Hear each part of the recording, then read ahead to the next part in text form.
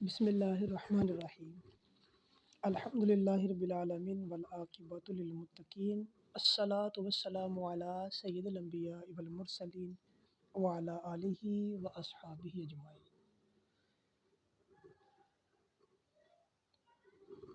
آج کی حکایت جس کا عنوان ہے محبت اور کڑوی چیز۔ لقمان اگرچہ سادہ صورت اور سیاہ فام غلام تھے، لیکن خدا کے احکامات سے کبھی غافل نہ ہوتے تھے۔ اللہ تعالیٰ سے محبت کی روشنی ان کے چہرے پر ہالہ کیے رہتی۔ ان کا آقا ان سے بے حد متاثر تھا، اسی لیے ان کا بہت احترام کرتا، کیونکہ اس پر لقمان کی خوبیاں واضح ہو گئی تھیں۔ اس نے دیکھ لیا تھا کہ یہ غلام حرص و ہوا سے پاک ہے، اس کے دل میں کھوٹ نہیں، اس کی زبان سچ کے سوا کچھ نہیں کہتی۔ بظاہر وہ امیر لقمان کا آقا تھا، لیکن حقیقت میں وہ ان کا غلام ہو چکا تھا۔ جب خواجہ نے لقمان کے اسرار پا لیے تو وہ کوئی شے نہیں کھاتا تھا جب تک لقمان نہ کھائے۔ ایک دن امیر کے کسی دوست نے ایک بڑا ہی خوش رنگ خربوزہ تحفے میں دیا۔ خواجہ نے لقمان کو بلایا اور اپنے ہاتھ سے خربوزہ کاٹ کاٹ کر ان کو دینے لگا۔ لقمان خواجہ کے ہاتھ سے خربوزے کی کاشت لے کر شہد اور شکر کی طرح کھانے لگا۔ اسی طرح ہر کاشت بڑی رغبت سے کھا رہے تھے۔ خربوزہ کی آخری کاشت خواجہ نے اپنے منہ میں ڈالی۔ جوں ہی اس نے یہ کاشت منہ میں ڈالی، سارا منہ حلق تک کڑوا ہو گیا۔ پھر جلدی سے تھوک دیا، پانی منگایا اور خوب کلیاں کی۔ گلے سے دیر تک اس کی کڑواہٹ نہ گئی اور منہ کا مزہ خراب ہو گیا۔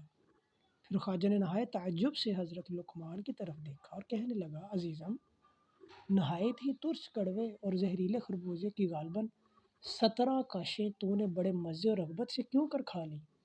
اپنی جان کا کیوں دشمن بنا؟ اگر تو اس کے کھانے میں کوئی عذر کر دیتا تو کیا حرج تھا؟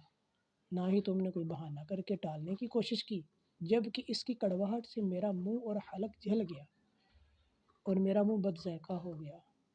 لقمان کے چہرے کے تاثرات تبدیل ہو گئے۔ حکیمانہ انداز سے یوں عرض کرنے لگے، آقا، اتنے پیارے ہاتھوں سے محبت کے ساتھ آپ مجھے کھانے کو دے رہے تھے، مجھے تلخی کا احساس تک نہ ہوا۔ یہ سوچ کر تلخ کاشیں کھائیں کہ ساری عمر اس ہاتھ سے انواع و اقسام کی لذیذ نعمتیں کھاتا رہا ہوں، تو صد حیف ہے مجھ پر کہ صرف ایک کڑوا خربوزہ کھا کر ادھم مچانے لگوں اور نہ شکری کا اظہار کروں۔ حقیقت یہ ہے کہ تیرے شیریں ہاتھ نے اس خربوزے کی تلخی چھوڑی ہی کہاں تھی۔ میں لفظ شکایت سے اپنی زبان آلودہ کرتا۔ محبت سے کڑوی چیز میٹھی ہو جاتی ہے، محبت سے تانبا سونے میں ڈھل جاتا ہے، محبت سے خار گل بن جاتے ہیں، محبت سے سرکہ شراب بن جاتا ہے۔ چنانچہ شکر گزاری کے لیے یہ بھی ضروری ہے کہ جس مقام سے انسان پر احسانات کی بارش ہو، اگر تکلیف آ جائے تو صبر و تحمل کا مظاہرہ کرنا چاہیے۔ اس حکایت سے ہمیں کیا درس مل رہا ہے؟ انسان کو ہر حال میں مالک حقیقی کی عطا کردہ نعمتوں کا شکر ادا کرنا چاہیے۔ معمولی تکلیفوں پر شور و غوغا اور لعن طعن نہیں کرنا چاہیے۔ اللہ تبارک و تعالیٰ سے دعا ہے کہ ہمیں اپنی نعمتوں پر شکر ادا کرنے کی توفیق عنایت فرمائے۔ اپنا اور اپنے حبیب کبریا حضرت محمد مصطفیٰ صلی اللہ علیہ وآلہ وسلم کی تعلیمات پر عمل کرنے کی توفیق عطا فرمائے۔ آمین۔